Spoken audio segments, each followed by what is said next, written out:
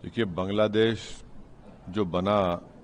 वो बना था सेक्युलर बांग्ला नेशनलिज्म के ऊपर।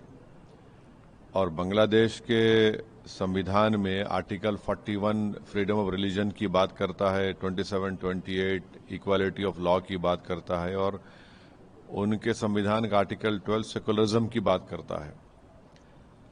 और ये जो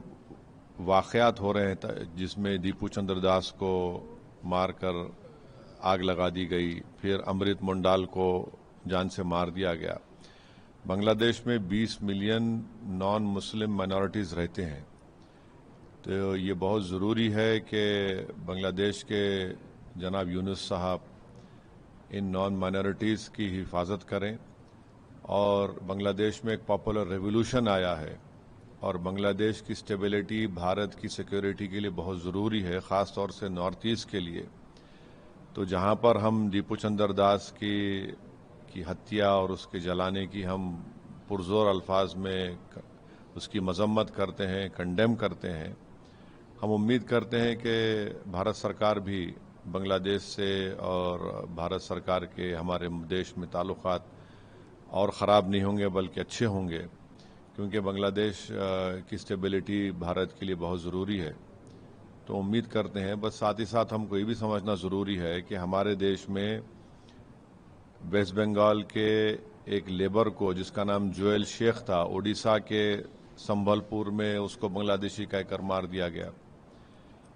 त्रिपुरा के एक MBA स्टूडेंट को, जो ट्राइबल लड़का है एंजल चकमा, उसके चेहरे को देखकर उस पर तंज करके उसको मारा और पीटा गया, उसकी मौत हो गई, जो त्रिपुरा का एक ट्राइबल है। फिर नालंदा डिस्ट्रिक्ट में अतहर हुसैन को उसके कान को, उंगलियों को, पैर को काट दिया गया, जिसम में एक रॉड को अंदर डाल दिया गया। तो ये तमाम इस बात को बताते हैं कि जहां पर रूल ऑफ लॉ कमज़ोर होगा और वहां पर मेजॉरिटेरियन पॉलिटिक्स गलबा हासिल कर लेगी, तो फिर ये वाक़यात होते हैं। तो हम अपनी पार्टी की जानिब से दीपू चंद्र दास और अमृत मुंडाल की जो उनकी लिंचिंग हुई उसकी मजम्मत करते और उम्मीद करते कि हमारे ताल्लुकात बांग्लादेश से और ख़राब ना हो, और जो भारत सरकार कोशिशें कर रही हैं उसकी हम उसको सपोर्ट करते हैं बांग्लादेश में ताल्लुकात को अच्छा रखने के लिए।